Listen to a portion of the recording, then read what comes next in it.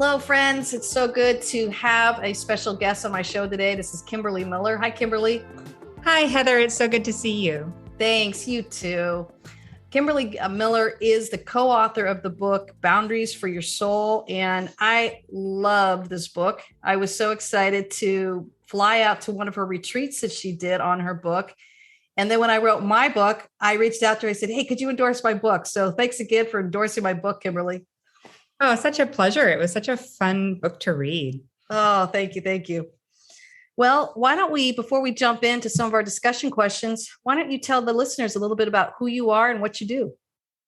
Okay. Well, I live on the eastern outskirts of Los Angeles. I'm a licensed marriage and family therapist, and I see clients on Zoom mostly now, a little bit in person.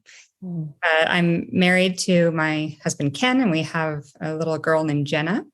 And I also host retreats, as you mentioned, and workshops, basically teaching people this integration of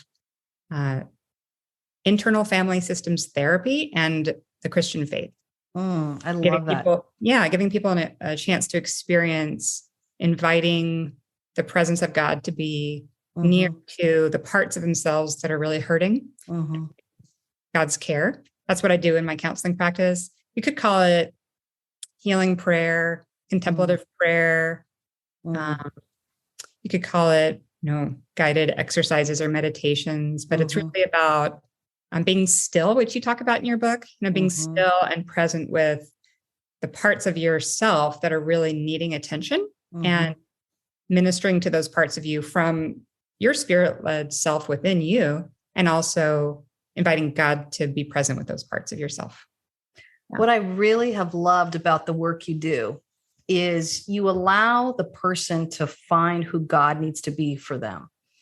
And many of my clients all know that I'm a person of faith and I value my journey and my relationship with Christ. But what I love and why I was attracted and drawn to you is that you taught me a lot about how to talk, not just to myself, but talk to that God space that I believe in each human that is looking for something beyond themselves. But you're so respectful for it. You don't tell them, this is what God is telling you. You say, what do you think God is telling you as you are navigating this? Can you speak a little bit about that? Sure. Thank you. Well, it's such an exciting experience to get to come alongside people and just create that space for them to really get in touch with what they're experiencing in any given moment. And then, paying attention to where they have their greatest need within, and then inviting the presence of God to be near to that part of them. And then just to listen to what God would say to them and into that place, how God would speak into that place. And what God has to say is always so much wiser than me. So why would I take up the airtime, and he's right there. And also, people have a lot to say to themselves that in them, and that's going to empower them even more than anything I could say, What would you say to the people who say, well, God's getting after me, or I'm feeling shamed, or I'm feeling fearful? What would you say to those people? I would say to consider the idea, or ask them if they'd be willing to consider, even just for a moment, the idea that those feelings or thoughts are coming from a particular part of themselves, or potentially parts, plural, of themselves that picked up those messages along the way from someone somewhere in their environment, and to see if they could actually get some space from those parts themselves, perhaps even try to imagine that part standing back a little bit, or standing behind an imaginary glass wall to get some space from that part, and then to see what that feels like, and see if even there might be a God image within their mind or soul that was developed from an experience of a person, or that they picked up at a church service or something like that, or from reading the Bible, that isn't actually truly representing the living God that loves them. Because God's voice, I tell you, I've gotten to have this experience of witnessing God speak to people, for, over a decade now. And it's just always a voice of love, Heather. Mm-hmm. And because God is so compassionate and caring, and that's how people experience the true and living God. So if the voice that a person is hearing is one that is shaming or blaming or criticizing, I'm pretty sure I'm very confident that voice is coming from a part of the client that is not actually coming from God. Yeah. Well, and the reason why I asked that too, because I think this is how you were so instrumental in my life was, yes, you were, and you are, you continue to be. Yeah. I grew up in a faith-based home, a Christian home. I grew up with a lot of religious conversation and a very loving home in some ways, but also when you're told who God is, where it's not necessarily a loving presence, it's somewhat of a shaming presence, like God's going to get you, or you're not going to recover from this, or it's your fault, or a blaming. You kind of get some mixed up messages about who God is. And as I work with people and as they integrate their faith, and I respect wherever it is they're in their faith journey and who it is that they talk with, I really am sensitive to this space, because some people who have grown up in a religious home have gotten this message that they don't quite measure up, and they're a constant disappointment. And I think what was so powerful in listening to you is almost like giving people the permission to take back who God gets to be to them. Oh, I love it. Yeah. When they were 2 and 3 and 8 and 13 and 22. And as you took people, and as you take people, and you did this for me in your book, as you take them through the different life stages, being able to find out what you were told about God at 5 and what God was really saying to you at 5, that was very impactful in my life. Wow. Thank you so much for sharing that. Yeah. Can you speak a little bit about that to our listeners who might have grown up in more of a religious home and have confusing messages about a loving voice of who God is?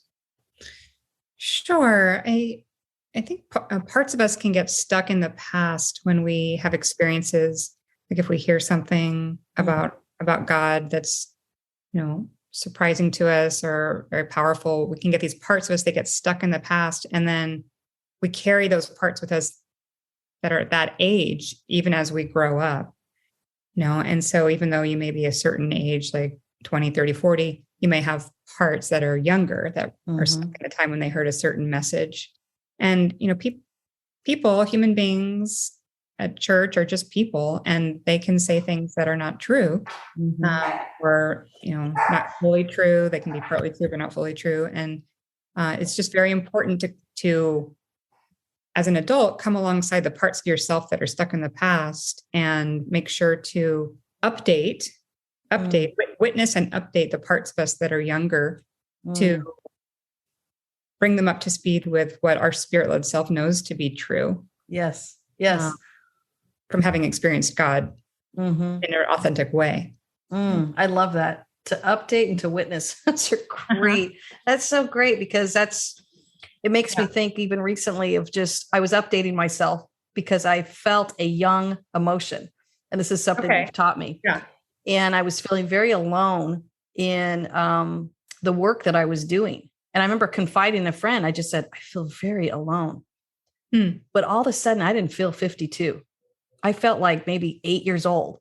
And you know that feeling of when you feel very young, but you're like, oh my gosh, I'm so embarrassed that I feel so young because I shouldn't be feeling this. Like, am I still feeling that way? There it is. Yeah. Again, it's like an 8-year-old feeling, but now I'm in my 40s or whatever, Yeah. I mean, I tell the story in the book. Have you heard about this soldier, this World War II soldier that didn't know that the war had ended, and he was on an island and he was still fighting the war like decades after the World War II was over, Yes. And he was sent for, like, people went looking for him and tried to update him and say, hey, you don't have to fight anymore. The war has ended. And he was just so surprised to hear that. But how sad that he was fighting for 30 years longer than he needed to. And I think that sometimes, like, parts of us that just get stuck and they don't know that they don't have to fight anymore, or they don't know that they don't have to carry those heavy beliefs and feelings that are no longer serving them. Oh, I love that hope that you give people. That must be fun in the work that you do. It is. It's really rewarding. And after, we've worked with a part, clients always say, I feel lighter. I feel freer. I have more joy. And they're just relaxed. You can just sort of feel them relax after they've worked with parts. And I need to do this work myself all the time. Like we never really fully finish or fully complete the work of healing from the past. But it's like, every time you work with a part, I think all the other parts within the system see that work. And at least it's helpful to try to check in with the other parts and say, did you see what just happened? And then all the parts can go, oh, there's hope for me too. Yeah. Yeah. And then unpack it a little bit when you're talking about the word parts, just for our listener. What does that mean when you're talking about parts? Yes. So the method of therapy that I'm talking about is called internal family systems. It refers to the idea that within each person, there's a family of parts that relate to one another. And this language was developed, it's actually sort of discovered by a man named Richard Schwartz in the 80s, who was working with clients who had eating disorders. And he noticed that they would talk in terms of having parts of themselves. Like they would say things like, a part of me wants to binge and purge, but a part of me hates the fact that I do that. So he would say, well, let me get to know the part of you that wants to eat a lot. And let me get to know the part of you that doesn't like the fact that you do that. And let's try to bring two parts together into a table and negotiate with one another and come up with an agreement of how you are going to live your life. And so he just realized, and he was a family therapist. And so he started applying family therapy principles like setting boundaries,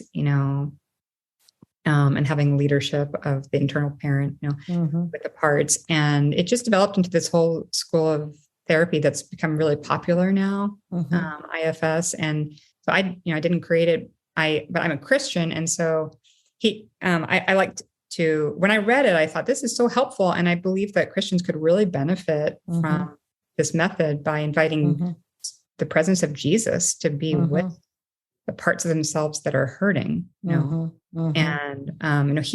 Dick Schwartz really, and IFS therapists, they talk about the healing presence of the self, and he capitalizes the word self, to be present with the parts. And that is true. Like, just like the body can heal, if you get a cut, your skin can heal on its own. The soul can also heal on its own.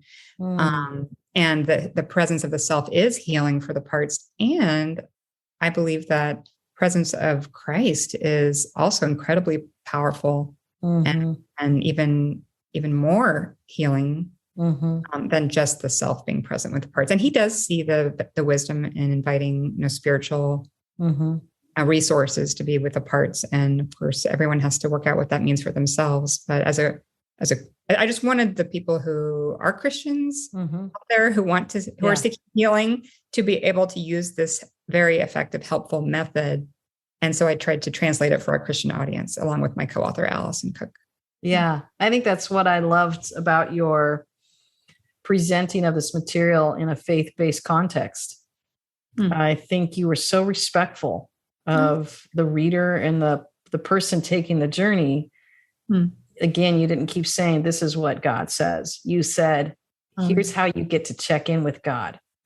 And by the way, God's voice is a voice of love and caring and gentleness and kindness and goodness. And as we reparent some of our younger selves that might have been dealt anywhere from trauma to just shame or anything else that many of us have grown up in, it's been so powerful for me as a coach to identify it. I don't tread into your waters very much, Kimberly. I like to refer out, but I do see, that's a younger space. And it allows me to kind of hold that space with so much kindness and respect as they're working out their parts of, I feel really stupid, Heather, that I have to talk to you about something that I feel really embarrassed about. Like, I don't know how to get up in front of my team of 15 people, and I'm nervous about speaking, but I think I should be able to do that. What I'm hearing is a ton of shame coming in that probably comes from a younger place. So I get to gently talk to that space and create more of a conversation around grace versus shame.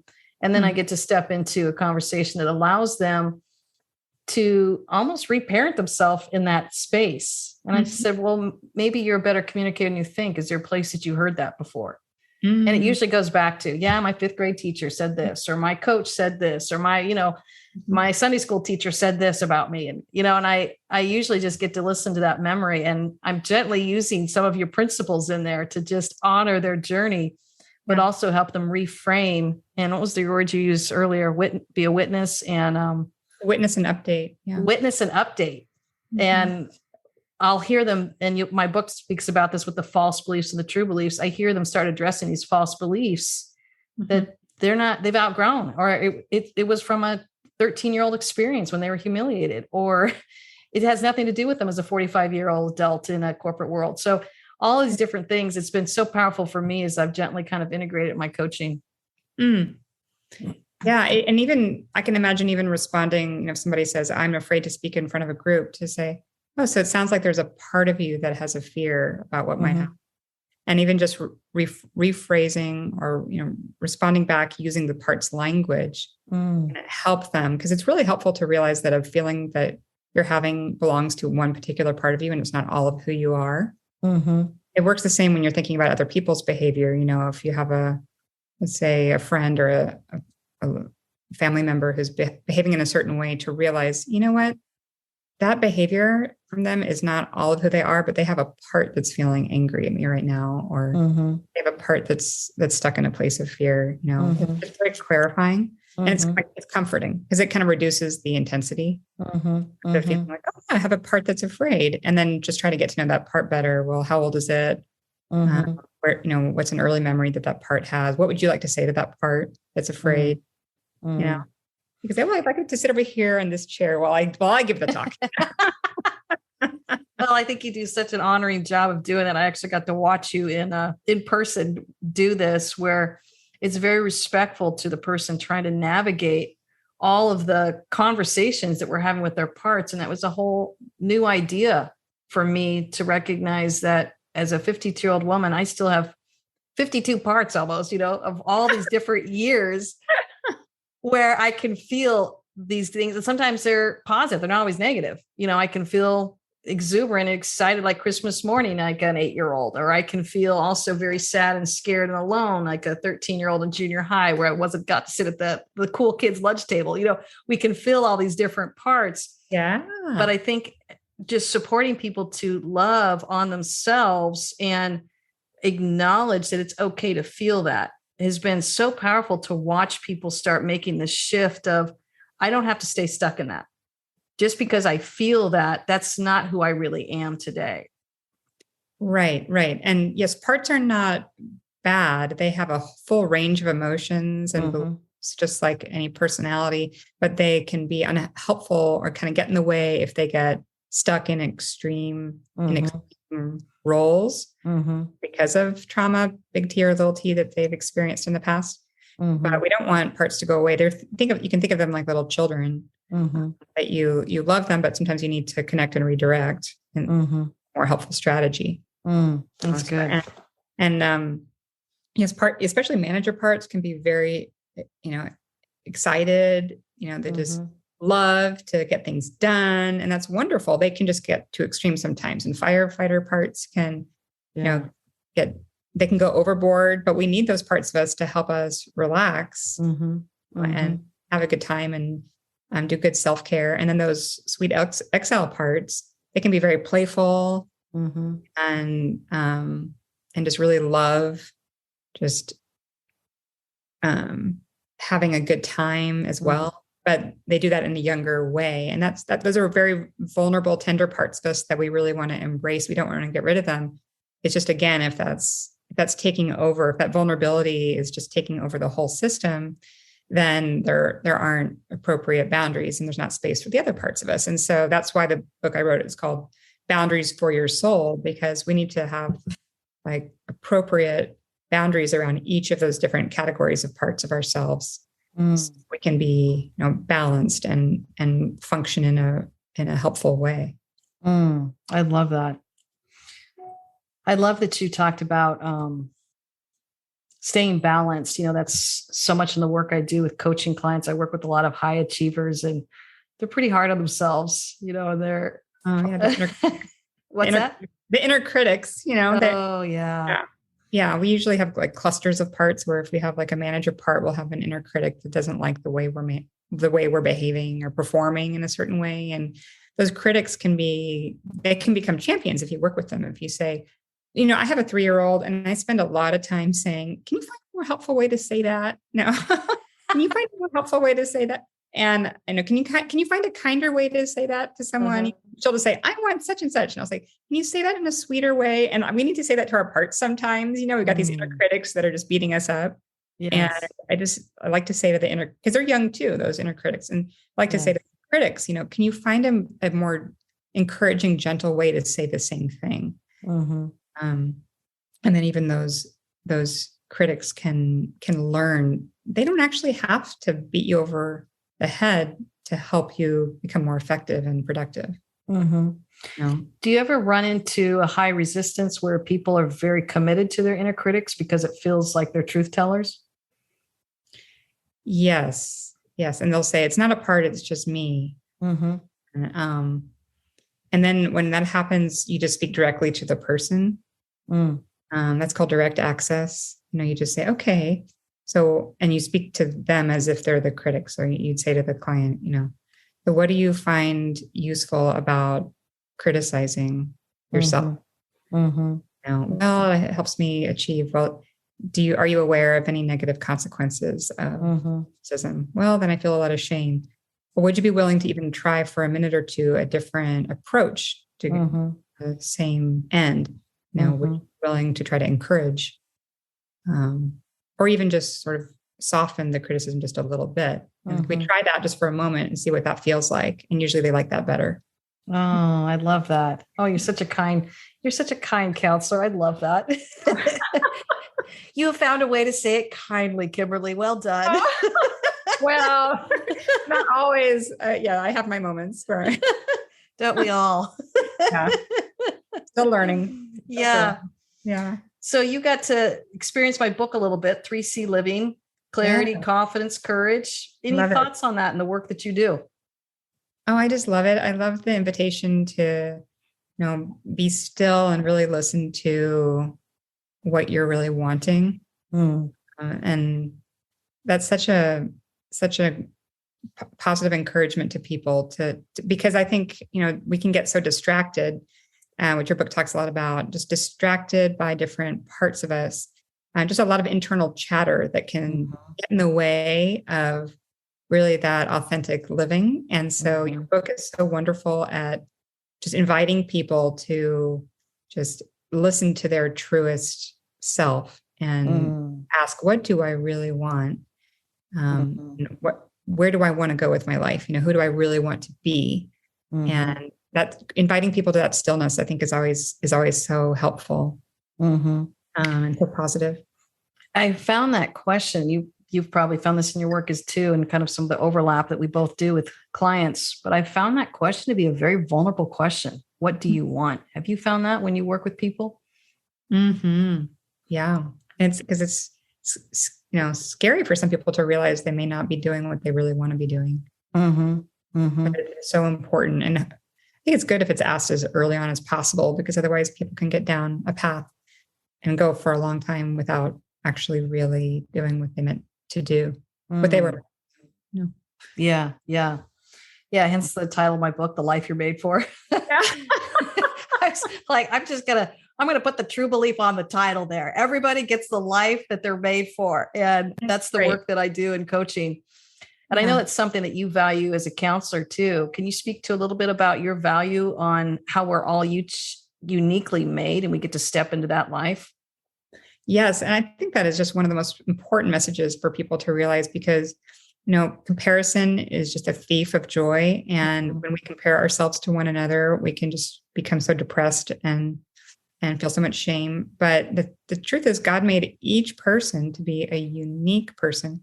No one else is like you. And I always think of flowers, like, does the world really, do you really want there to be only one kind of flower out there in the world? Isn't it great? There's so many different kinds of flowers. And that's how God, he loves diversity.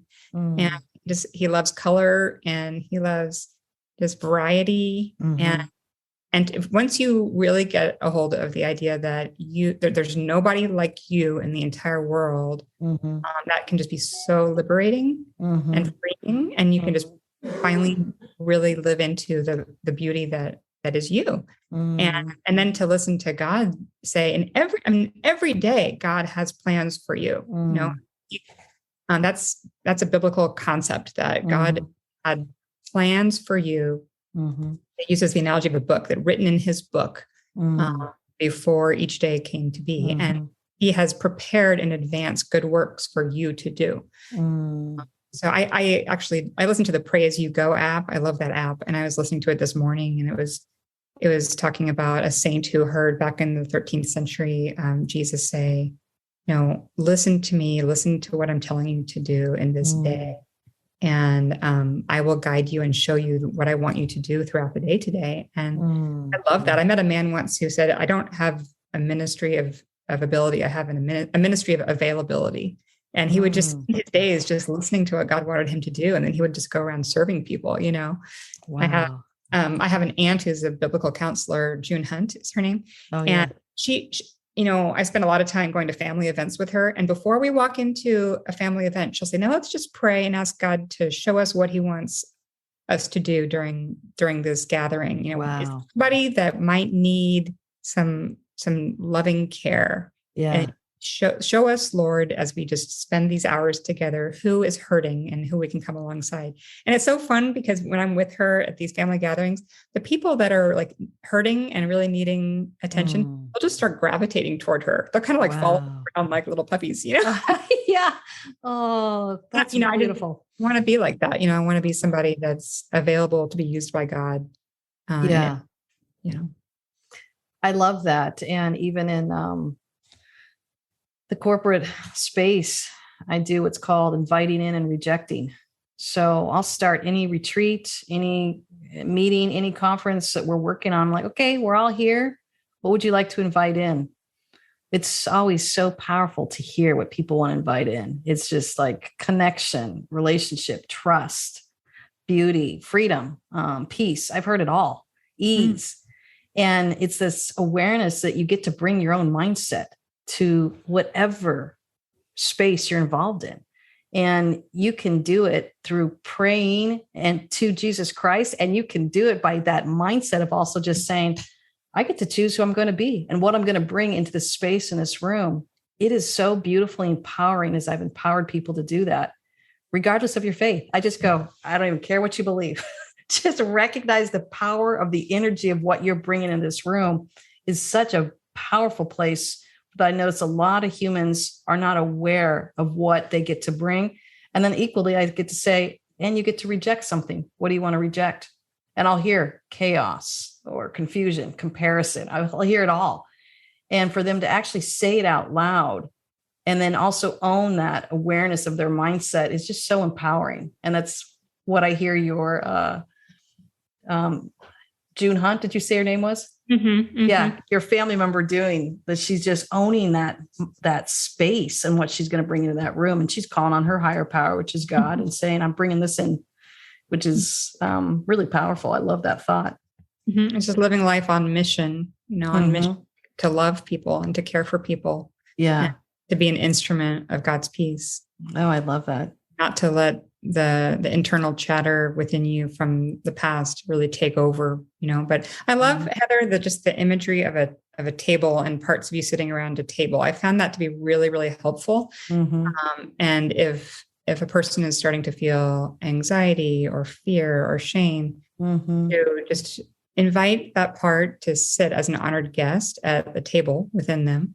And you yourself are looking out at the table, and then you've got these different parts around you that may be very young, holding these different feelings of fear, shame, guilt, but they're welcome at the table, but they're not taking over, table, because it helps the person get space from their thoughts and feelings and not be overwhelmed by them. And then you could invite however you want to express the sacred presence of God to be at the table. For me, it feels very natural for me to say to invite Jesus to be sitting at the table.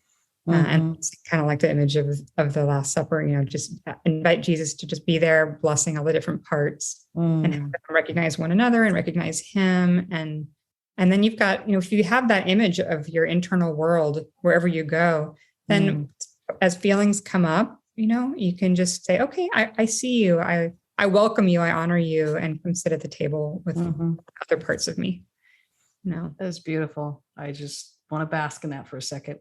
It's super helpful. I mean, I mean, you can incorporate that with a fireside, the campfire imagery in your book. Maybe like when we were the retreat at my house, I remember we hung by the fire. Right, we had a fire in the back patio, and we all sat around and had a good laugh out there by the fire. Yeah, I think I teased you about you talking about something. I remember.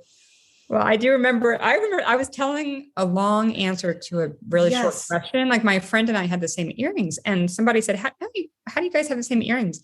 And I started telling this long story. And I think you were like prodding me, saying like, "Get to the point." And I remember I said, "We're sitting by the campfire.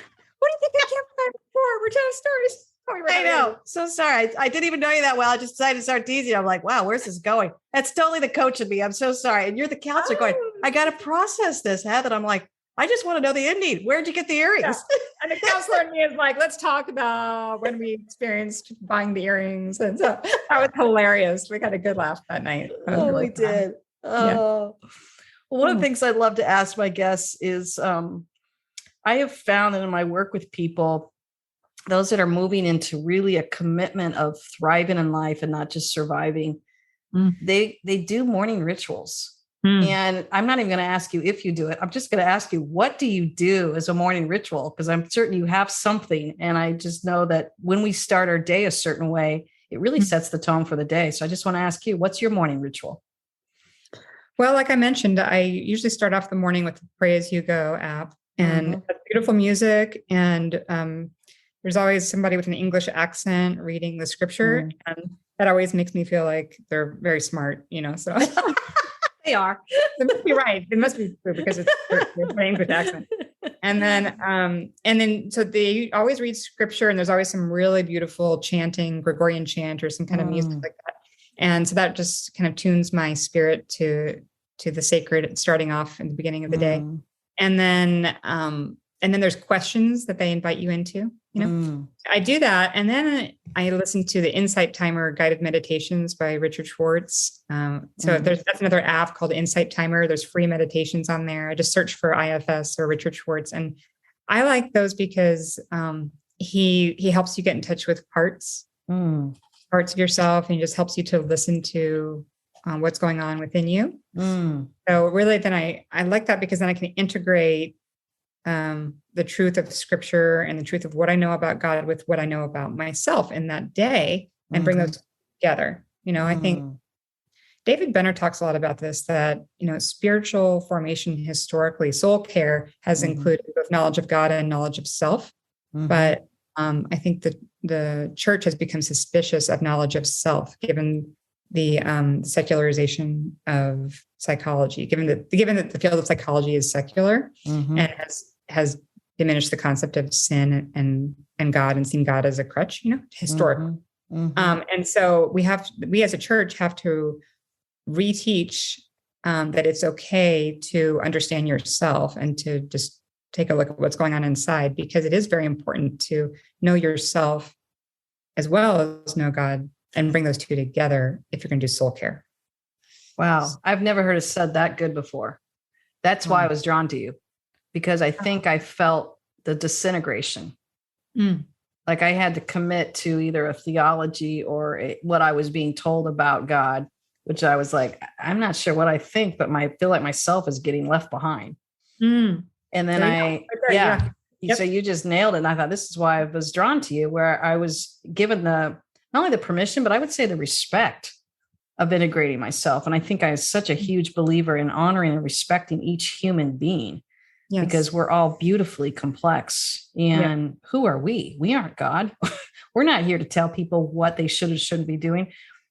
But if we can serve as guides to really honor their stories and integrate their sense of self with a higher power, what a beautiful opportunity that is to do for people. And I think you do that so well, Kimberly.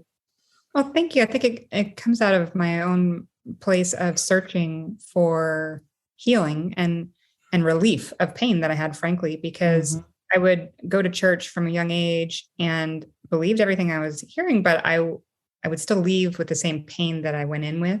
And even Bible studies, the same thing would happen, and so it's kind of like I was going to church and going to Bible studies and these church camps and all these things, but my real self wasn't really invited into those conversations. There was no place for me to talk about my loneliness or my sense of rejection or feelings of shame or whatever. And so when I went to counseling, I could talk about those things, but where was my faith? It wasn't there either.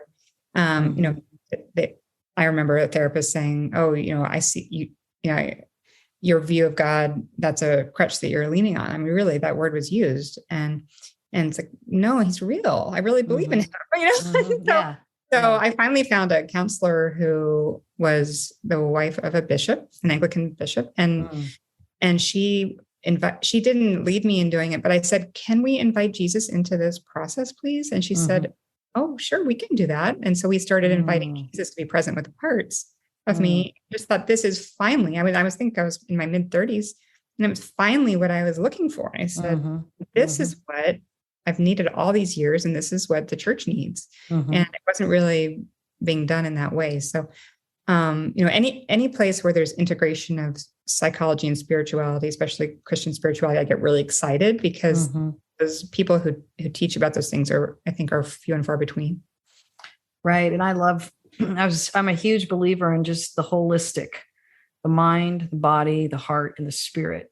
And so that's why I love that you're talking about all of these things, both with your education and your background, but also then with your spiritual faith, to find that intersection. That's such a gift to offer people. And I guess I want to ask you this. What would you say to people who don't go to church or have been hurt by church or don't want anything to do with church? What would you say to them? I would say, my guess is that you come by your feelings honestly. And I respect that very much. And that there's no doubt that the church has done a lot of things that are very painful in the name of Jesus. And that that is all true. And there's a God who loves you. And I want you to miss out on his love, on his loving presence, and walking with him on a daily basis because of the hurtful things that people have done. Right. And do they need church to know God? No, I don't think you need church, but I think church can be a place where there can be a lot of encouragement. It might be a process of finding the church that is the right fit. And it can be hard to find, but there are a lot of churches out there, all different flavors. And I think it's worth trying to explore. There's, the Quaker church is a great, very welcoming place. There are home churches, just even getting together with people that you respect that are also seeking God and getting together and forming your own church. If that's during the pandemic, my family had a community church that we named, we had the name of our address of our house, and we called it the 11th Street Community Church. Just the three of us, my husband and me and daughter, and we would do that. We would do the call to worship, and we had muffins in the narthex afterwards, and we listened to our sermon online and such. So. I love it. Oh, wow. Well, this has been so great. I appreciate just the time that you've given to me and our conversation. I guess I want to just ask you this last question as we wrap up: of what encouragement would you give our listeners out there? And first thing that comes to my mind, Heather, is draw near to God and he will draw near to you. That's beautiful. Yeah. Well, thank you so much, Kimberly. Appreciate your time. I appreciate everything you're doing. I appreciate all the healing that you're doing. And just vicariously, your book has really touched me, and the way that you really honor the individual journey and respect what everybody's going through. I think you handled that so beautifully. So just well done on that. Thank you, Heather. You're such a positive presence in this world. When I just when I get to be around you or read your book or listen to your videos, I just get so encouraged and it just inspires me. I just want to like pull out a whiteboard and start, designing my life. So well, I wish our paths got to cross more. So I'm glad we had the excuse to do a podcast today. I appreciate the time. Too. This was a great gift to me. Thank you so much for this opportunity. Oh, you're so welcome. And where can our listeners find you? I'm KimberlyJuneMiller.com and I'm on YouTube as well.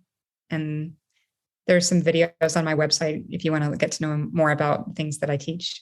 Excellent. And I highly recommend that. I think her system of the IFS is it's life-changing. And I think it allows us to really integrate our whole sense of self, mind, body, heart, spirit, and then all the different stages and ages. I just have learned a ton from you. And when I'm dealing with anything painful, I'll refer back to some of your teachings and that, and it just helps me kind of center myself, calm myself down and move through it, or even just knowing who to go reach out to, whether it's friend or coach or counselor. It gives me some guidance of what it is that I want to step into and how I want to step into the conversation. So thank you for all you do. That's very honoring. Thank you so much, Heather. It's been a pleasure to talk with you. Oh, you too. All right. You guys can see her at her website there, and do reach out. And I would encourage you to buy her book, Boundaries for Your Soul. Take care, everyone. Okay. We're cheering you on. Thanks for joining us today. We'd love a review. Helps us out quite a bit. Wherever you are, just drop a review, and you can find out more at heatherpenny.com. Cheering you on.